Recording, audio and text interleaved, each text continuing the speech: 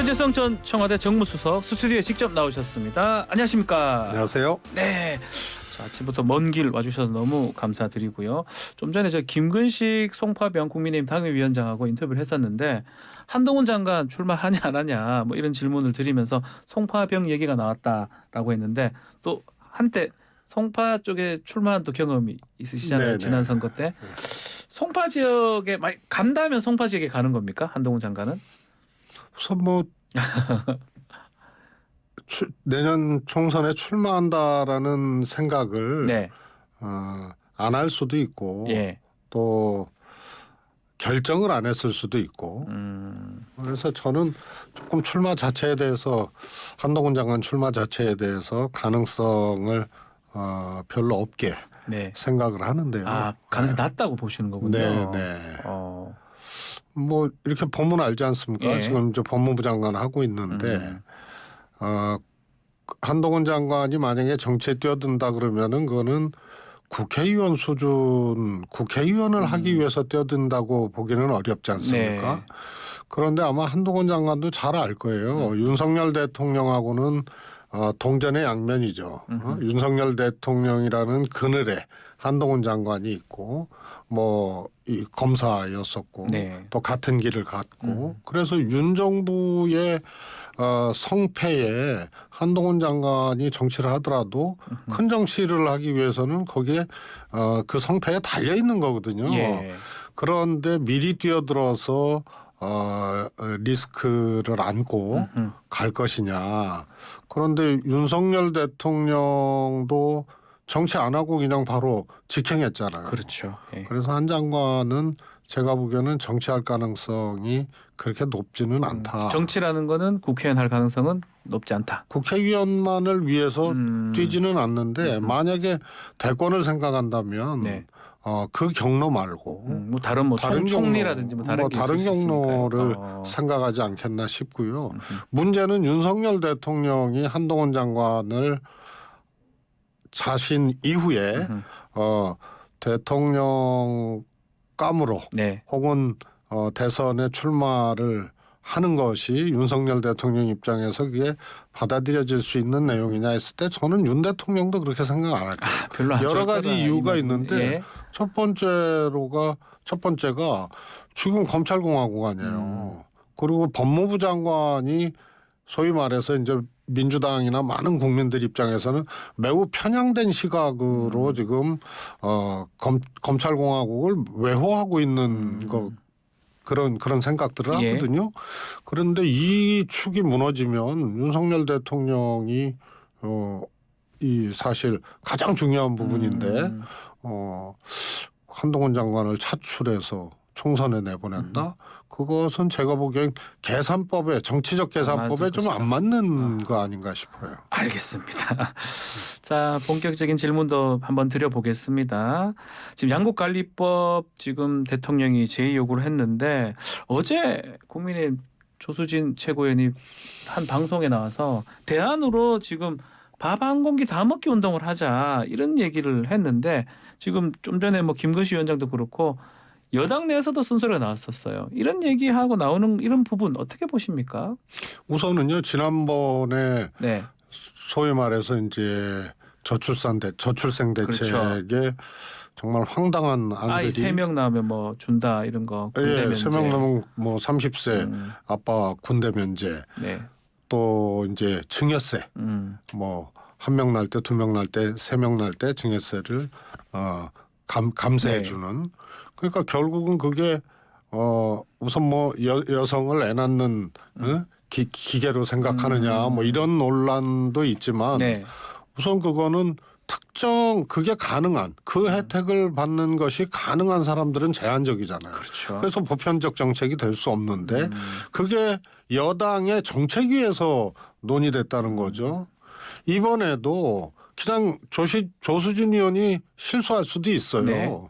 뭐 사람의 수준이나 생각까지도 다 사전에 지배할 수 없으니까 그러나 이게 논의됐다는 거예요. 아 이게 논의가 됐다는 게 문제라는 거죠. 그게 지금 집권 여당의 일종의 수준 혹은 문화 이런 것을 엿볼 수 있는 대목이 아닌가 싶습니다. 여당 내에서도 국힘 내에서도 비판이 나온 거는 그 후의 얘기죠. 그래서 이런 것이 어떻게 논의될 수 있나 저는 그런 점을 훨씬 더 걱정스럽게 볼 수 있고요. 네.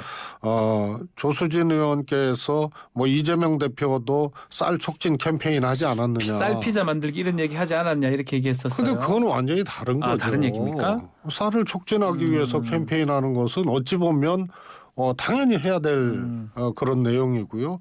조수진 의원의 경우에는 양곡관리법의 이 하나의 이제 반대된 네. 이유로 혹은 또 대안적 이유로 이 항공기 다비우기 운동이란 말이에요. 이것은 기본적으로 발상 자체가 엉켜 있고 잘못된 거예요. 밥 한 공기 다비우기라는 게 무슨 어떤 기준으로 그런 캠페인을 해야 되는지 그다음에 두 그릇 먹으면 포상할 거고 세 그릇 먹으면 군대 면제시킬 거예요. 네. 그래서 이런 발상 자체가 나왔다는 것, 또 이게 논의 테이블에 올라왔다는 것 자체가 저는 조금 걱정스러운 여당의 현주소 아닌가 싶습니다. 자, 지금 뭐 정책 얘기도 했지만 여당 지도부 특히 최고위원들의 뭐 김재원 최고위원 등 말 좀 실언 같은 것들이 계속 반복이 됩니다. 그렇게 되는 근본 원인은 어디 있다고 보십니까? 저는 오만해서 그렇다고 봐요. 이게 문화라는 게 예. 제가 그냥 문화라는 것에 대해서 여러 번 얘기했는데 후천적으로 학습되어지는 거거든요. 그러니까 이 경찰은 경찰 문화가 있고 교사들은 또 교사 문화가 그렇죠. 있고 야당은 또 야당 문화가 있고 이런 거 아닙니까? 그런데 지금 집권 세력의 일종의 이제 문화라고 봐요. 대통령이 오만하고 대통령이 또 오만한데 사실은 자신의 아는 수준의 내용을 가지고 막 강제를 하고 밀어붙이고 그러잖아요. 그러니까 이게 합리적인 토론이라든가 상호작용이라든가 또 정책에 있어서는 아주 면밀한 스크린이라든가 또 민심을 잘 보고 듣고 하는 것들이 이 소위 말해서 익숙치 않고 오히려 터부시 되니까 이런 발상들이 나온다고 봐요. 그래서 이것도 일종의 지금 집권 여당, 집권 세력의 대통령으로부터 시작되는 하나의 문화라고 봐요. 누구도 책임지지 않고 본인이 생각한 수준의 내용을 가지고 그냥 내놓고 네. 그러니까 여기에는 책임감이라든가 깊이라든가 상호작용이라든가 필터링, 스크린, 게이트 키핑 이런 것들이 다 필요 없는 거죠. 한 사람에 의해서 수직적으로. 그러니까 나도 내 생각, 내 의견을 여과 없이 그냥 얘기하고. 말할 수 있는. 그러다 보면은 이제 실수가 나오고. 또 심지어는 뭐 태영호 네. 의원 같은 경우에는 사과는 무슨 사과냐 이렇게 나오거든요. 네. 그래서 이런 거는 이제 실수를 인정하는 것이 아니고 오히려 뭐가 문제냐라고 나오면 이게 이제 소위 말해서 실책의 그 수준, 그 문화들이 이제 오만의 문화, 또 서로 이렇게 상호작용을 하는 거죠.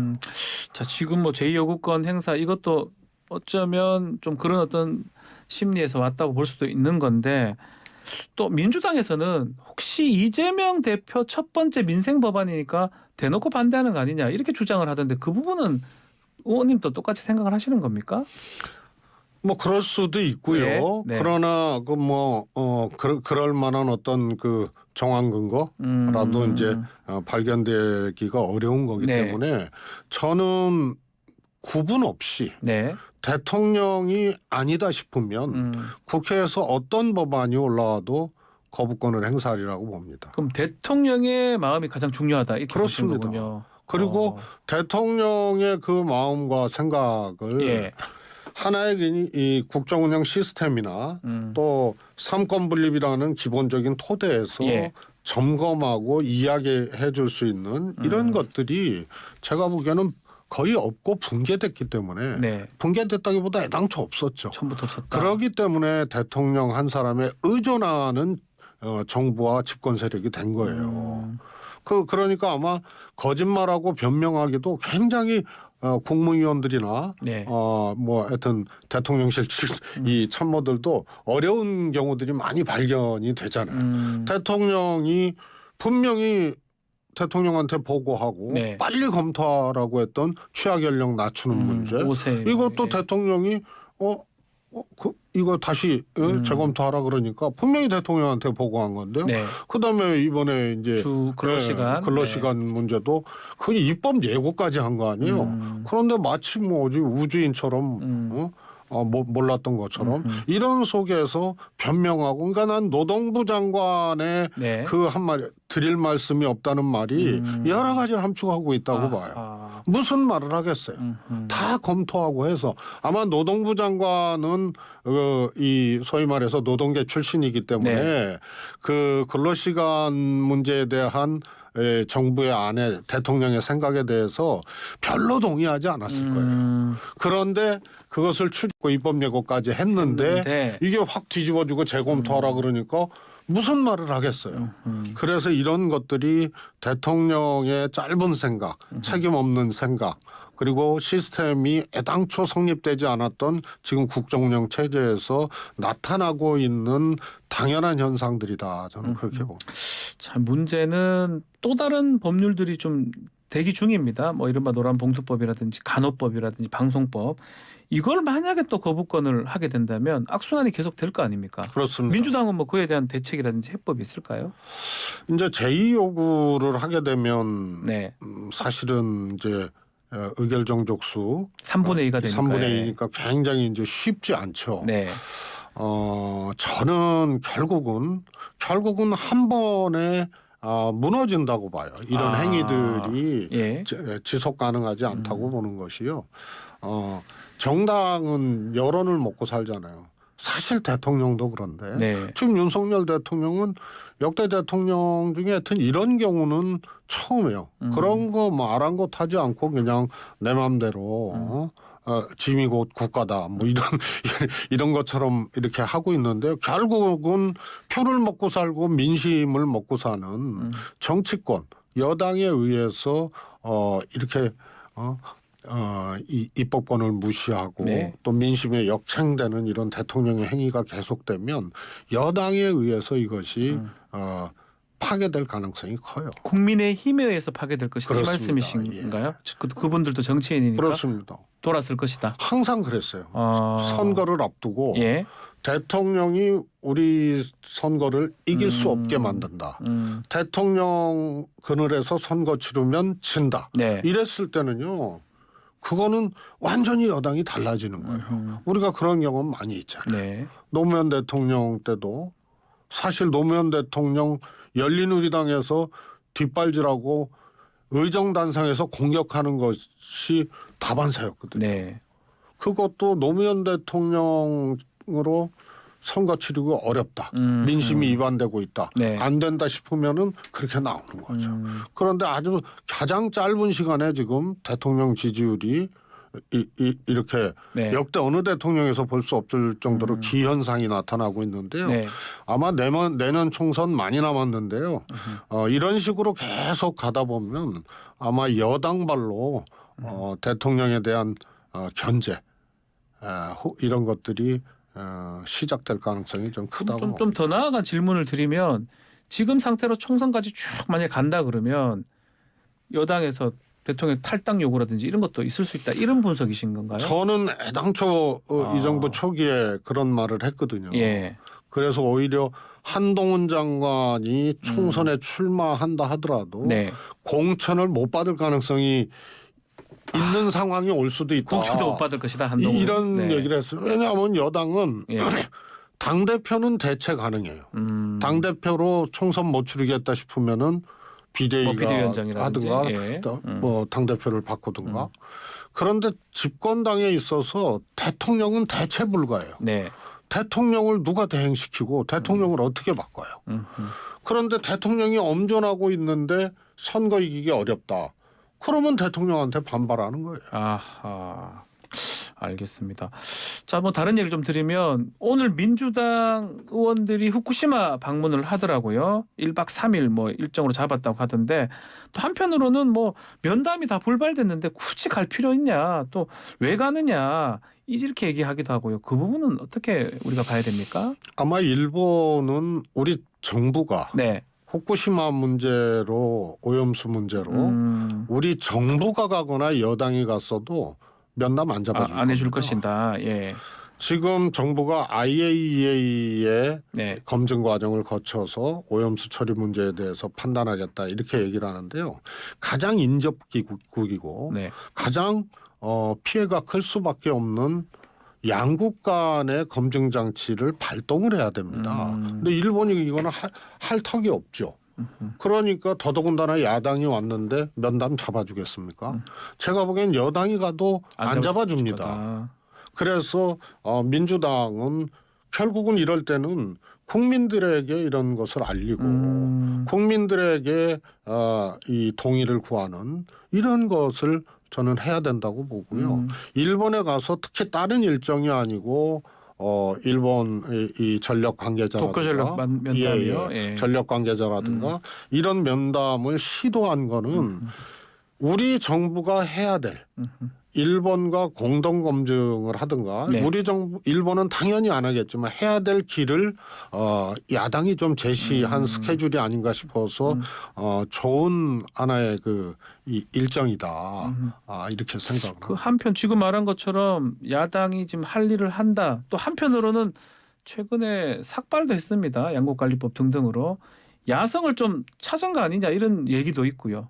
최근 지지율 흐름은 좀 괜찮다고 보고 계시는 겁니까? 민주당 높은 것 같기도 하고요. 괜찮다고 보고 있는데요. 사실 뭐라 그럴까요? 상대적인 기준이라 그럴까요? 네. 이런 것에서는 여전히 집권 여당이 못하니까 상대적으로 반사적으로 좋다 이렇게. 뭐 대통령이죠. 특히. 네, 대통령. 예. 예. 그래서 만족스럽지는 못합니다만 사실 최근에 민주당이 굉장히 큰 이슈 앞에 네. 이 한일 정상회담 이후에 사실 영토 주권 문제, 역사 문제, 그다음에 이제 후쿠시마 네. 문제 이런 등등등을 보고 국민들이 굉장히 뭐라 그럴까요? 한쪽으로는 허탈하고 한쪽으로는 분노했을 거예요. 그런데 야당의 투쟁 수위가 따라오지 못했거든요. 네. 저는 어떻게 보면은 영업사원이 회사 팔아먹는 그런 외교를 했는데 네. 그러면은 야당이 여기서 정말 명운건 이 투쟁을 해줘야 되거든요. 네. 그런데 이 삭발도 하고 이렇게 이 국민 입장에서 이렇게 해주는 모습이 바람직한 모습이다. 그러나 저는 여전히 강도가 약하다고 좀 더 해야 된다고 보십니까? 강도가 약하다고 단식도 해야 됩니까? 아니 한일 문제 아하. 이거 엄청나게 중요한 문제인데요. 예. 저는 사실 당에 그런 얘기도 좀 했어요. 야, 밥 굶을 때 이럴 때 굶고 예. 옛날 같으면 목숨 내놓는 사람도 있었을 텐데 이건 진짜 어마어마한 문제고 네. 이거는 반드시 이거는 교정시켜야 될 문제이기 때문에 명운을 걸고 싸워야 된다. 이렇게 이제 생각을 하고 또 얘기도 했었죠. 네. 마지막으로 어제 재보궐선거 관련해서 특히 울산 남구 같은 경우 뭐 구의원 선거긴 하지만 김기현 대표 지역구인데 거기서 민주당이 지금 이겼습니다. 어떻게 좀 보고 계십니까? 교육감 선거도 또 울산이 연이어서 이겼습니다. 이겼죠. 예. 그래서 그 전에 교육감 선거 이제 보궐이 나게 된 동기가 전임 교육감이 사망하고 갑자기 이제 부군께서 맞습니다. 이제 출마를 하신 거 아니에요? 그래서 같이 됐어요. 남구 이 네. 구의원하고 교육감하고. 교육감하고. 예. 그런데 이게 정권 초기거든요. 그러면 이렇게 빨리 정치적 결과가 오히려 국민의힘이 돼야 되는데 교육감 선거는 공천은 없지만 뭐 그렇죠. 보수냐 진보냐 다 아는 거 아니에요.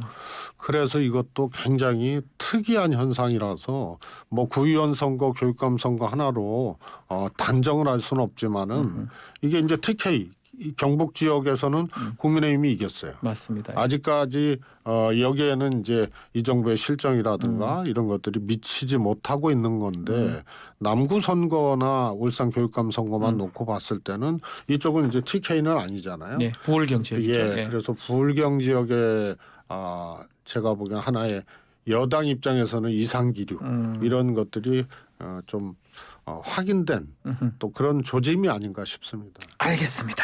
자, 오늘 말씀 여기까지 듣겠습니다. 감사합니다. 감사합니다. 최재성 전 청와대 정무수석과 함께했습니다.